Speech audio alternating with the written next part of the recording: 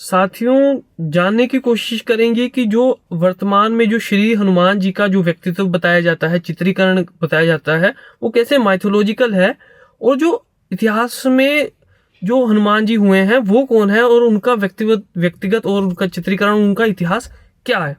तो हम इस वीडियो में जानेंगे कि हनुमान जी का इतिहास क्या है, वो कैसे व्यक्तित्व रहे हैं, और इतिहास में कहाँ उनका कैसा चित्रीकरण रहा है, उनका पर्सनैलिटी एनालिसिस या उनका जो जीवन इतिहास क्या रहा है, और जो हमारे जो रामायण है वो कौन सी वाली सबसे इतिहास के सबसे नज़दीक है, यानी ऐतिहासिक घटनाओं के सबसे करीब जो रामायण लिखी गई है वो कौन सी है। बहुत ही इंटरेस्टिंग टॉपिक्स है, उस पर बात करेंगे। तो साथियों, हम जानेंगे कि हनुमान जी और रामायण का इतिहास। तो सबसे पहले थोड़ा सा टॉपिक्स को साइड रखिए, थोड़ी सी बात कर लेते हैं। देखिए, भारत में बहुत समय तक रहा है वैदिक काल, ठीक है। आज से 5,000 साल से लेकर अब तक काफी कंटिन्यूएशन है उसका, मतलब लगातार ये वैदिक काल की बहुत सारी चीजें अब तक भी हैं। और एक लेकिन प्रमुखता से वैदिक काल आज से 2500 साल के आसपास बहुत प्रमुखता से रहा था। तो वहां से हमारे आज से 2500 साल के आसपास देखें 3 धाराएं निकली, यानी जैसे बुद्धिज्म 2500 साल से पुराना नहीं है, जैनिज्म 2500 साल से पुराना नहीं है, और जो पौराणिक हिंदुइज्म है, जो पुराणों पर आधारित हिंदुइज्म है, वो तो ज्यादा पुराना भी नहीं है, 1500 साल के आसपास ही आप उसे मान ले। तो ये 2500 साल से पुराना नहीं है ना जैनिज्म ना बुद्धिज्म, उससे पहले था वैदिक काल। तो जो जैनिज्म और बुद्धिज्म वालों ने क्या अपने अपने अलग शिलालेख, अपनी संस्कृति में शिलालेख लिखे, तो उनमें भी काफी इतिहास छुपा हुआ है और उन्हें संजोया हुआ है, ठीक है।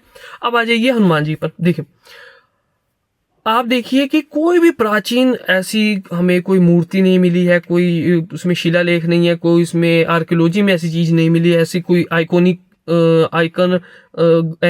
आइकोनोग्राफी नहीं मिली है, यानी कि तस्वीर और वैसी चीजें जुड़ी हुई जिसमें एक मानव और एक वानर का शरीर इंट्रीगेट यानी जोड़कर बताया हो, यानी हनुमान जी का जो वर्तमान में है वैसा हमें कोई भी सबूत आर्कियोलॉजी में नहीं मिला है, जिससे हमें मतलब एंशियंट नहीं मिला है। जो अब तुलसीदास की रामायण थी, तुलसीदास जी की रामायण थे, उसमें उनको एक वानर व्यक्तित्व, एक मनुष्य प्लस वानर का शरीर धारण किए हुए बताया। उसके बाद तो हमें उसकी आइकोनोग्राफी, उसकी आइडल्स और वो सब मिलता है, लेकिन एंशियंट नहीं मिलता है। चाहे हम वाल्मीकि रामायण की बात करें, जो कि उसमें भी जो एक मनुष्य की ही बात की गई है, परंतु अब बात आती है कि सबसे नज़दीक इतिहास में जो बात आई है।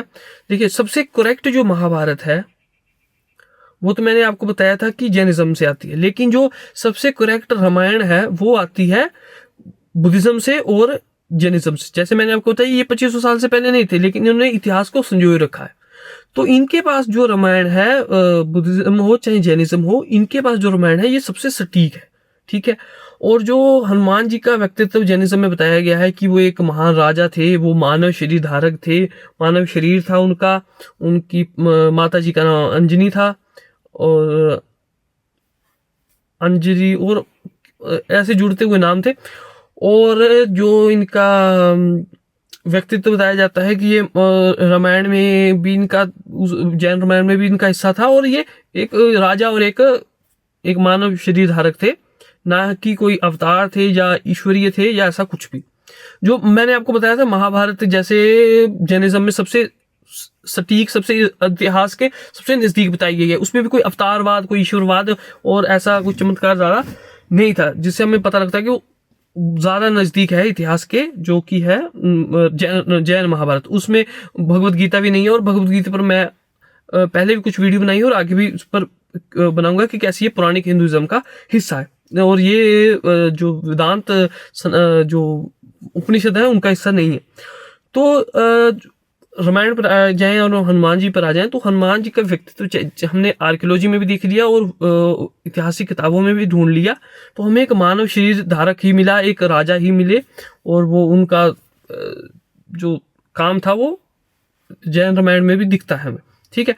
और जो हम बात कर रहे थे कि सबसे सटीक हमें रामायण किस में मिलती है, तो सबसे सटीक हमें रामायण हमें मिलती है बुद्धिज्म और जैनिज्म को मिला को देखिए। तो इनसे ज्यादा जो दोनों ही है, जैनिज्म जो दोनों ही हैं, महाभारत हो चाहे रामायण हो, दोनों ही जो सबसे सटीक मिलते हैं हमें, वो बुद्धिज्म और जैनिज्म में मिलते हैं। और बुद्धिज्म जैनिज्म 2500 साल से पहले का नहीं है, उससे पहले हमारे यहाँ वेदांतिक संस्कृति थी, उपनिषदों की और वेदों की संस्कृति थी। अब इसके रिलेटेड आपके मन में कोई भी प्रश्न हो आप कमेंट सेक्शन में पूछें, चाहे इंस्टाग्राम पर मुझे मैसेज करके पूछ लें, कोई और टॉपिक हो वो मुझसे पूछ लें, और जो भी आपकी जिज्ञासा हो आप कमेंट करें। जो भी उसमें सही जानकारी प्राप्त करने के लिए आवश्यक जो बात होगी, जो बतानी होगी ज़रूरी हो, वो मैं आपको बता दूंगा और उस पर हम चर्चा भी करेंगे और काम भी करेंगे उस पर बिल्कुल सटीकता से।